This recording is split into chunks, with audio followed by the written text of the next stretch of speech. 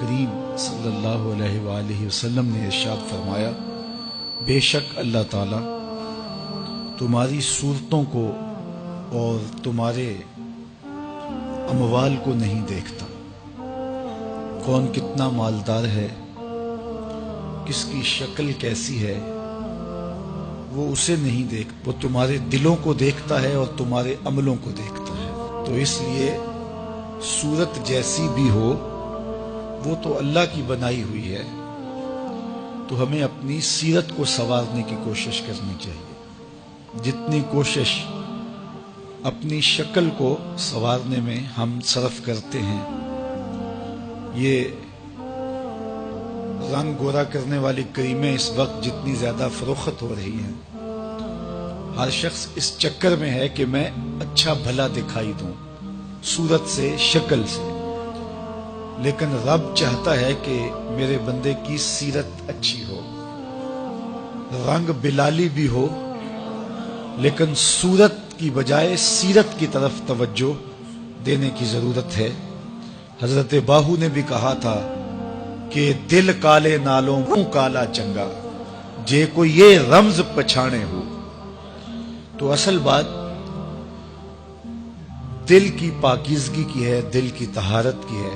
مالدار بننے کے لیے 18 گھنٹے بھی ہم کام کرتے ہیں کہ مال زیادہ ہو جائے، اور اعمال اگر ہم مسجد میں نماز پڑھنے کے لیے آ بھی جائیں تو اعمال کو سنوارنے کی طرف توجہ ہماری نہیں ہوتی ہے۔ مجالس کے اندر بیٹھ بھی جائیں تو ہمارا خیال بھٹکا ہوا ہوتا ہے، اور جو ہمیں خیر کی باتیں اس دور میں بھی مل رہی ہوتی ہیں ہم ان سے بھی نفع حاصل نہیں کر پاتے۔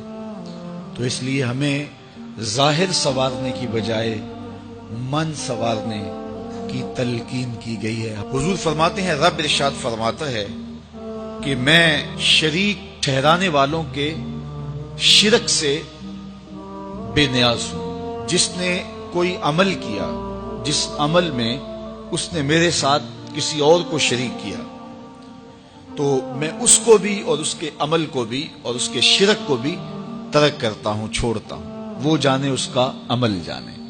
تو جو عمل ہو وہ محض رضائے الہی کے لیے ہو۔ اگر کسی کے دکھاوے کے لیے عمل کیا ہے تو یہ عمل ہی نہیں ہے، اور اللہ کی بارگاہ میں قطعاً قبول نہیں ہے، جس میں کسی کے دکھلاوے کا عنصر شامل ہو جائے۔ ہم اپنے عمل برباد نہ کریں۔ بعض اوقات ہم اپنی خون پسینے کی کمائی پیش کرتے ہیں تو ریاکاری شامل کر کے اس کو برباد کر بیٹھتے ہیں، اور جو دکھلاوا ہوتا ہے وہ چند لمحوں کا ہوتا ہے، پھر ختم ہو جاتا ہے اور اس کا اجر بھی مٹ گیا۔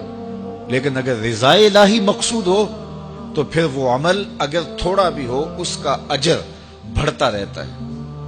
حضور علیہ السلام نے ارشاد فرمایا، جب کوئی بندہ صدقہ دیتا ہے اور وہ تھوڑا سا صدقہ جب پیش کرے تو اللہ تعالیٰ اس کو ایسے پالتا ہے جس طرح تم جانور پالتے ہو، اور قیامت کے دن وہ مٹھی بھر جو دیے ہوئے تھوڑا سا صدقہ دیا ہوا تمہیں ایسے ملے گا جس طرح احد پہاڑ ہوتا ہے۔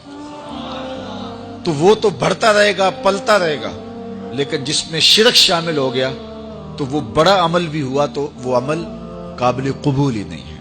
اللہ کے محبوب صلی اللہ علیہ وآلہ وسلم نے ارشاد فرمایا، جس شخص کی نیت آخرت کی طلب ہے، جو بھی عمل کرتا ہے، نماز پڑھتا ہے، روزہ رکھتا ہے، یہ درس حدیث دے رہا ہے، درس قرآن دے رہا ہے، مسجد میں آ کے جھاڑو دے رہا ہے، واش روم صاف کر رہا ہے، آنے والے مہمانوں کو تکریم دے رہا ہے، کھانا کھلا رہا ہے، چٹائیاں بچھا رہا ہے، اس کا مقصد کیا ہے؟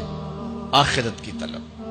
جو بھی وہ کام کرتا ہے اچھائی کا، نیکی کا، اس کا مقصد کیا ہے؟ طلب الآخرہ۔ اللہ اس کے دل کے اندر غنا ڈال دیتا ہے، اس کے دل کو اللہ غنی کر دیتا ہے۔ یہ حضور نے فرمایا، اور ایسا ہی ہے۔ اپنے عمل کو خالص کر کے دیکھ لو، آپ کا دل دنیا سے غنی ہو جائے گا۔